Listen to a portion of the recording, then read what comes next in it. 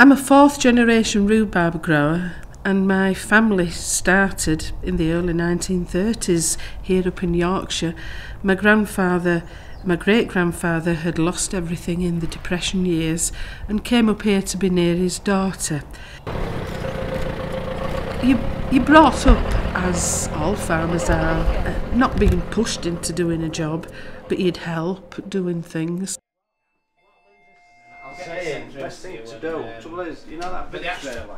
When I was growing up, it wasn't done for girls to enter agriculture. The change came when we had to build the pack house, because you can't supply the supermarkets without being able to pack it as they want it. I do have the support of my sons, who do a lot of the technical stuff, setting up barcodes for the supermarkets. They're all barcoded and things like that. Computers to me came a long time, later. They were brought up with them, so to them it's no problem. I've enough to do without setting up barcodes and things like that. So that's the big change, and also the amount of staff that we need nowadays.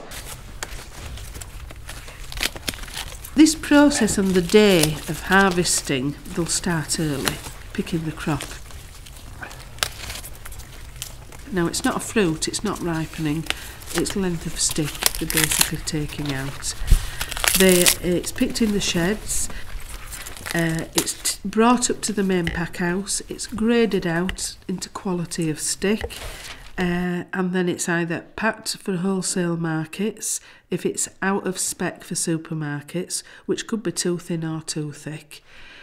It's boxed up if it's going to the markets, or it's weighed, it has its leaf off, it's bottom trimmed and then weighed, and it goes through a machine that makes a bag around the product, so it seals in the freshness. We then have to label it, it's trade up, and then it's on its way to the supermarket.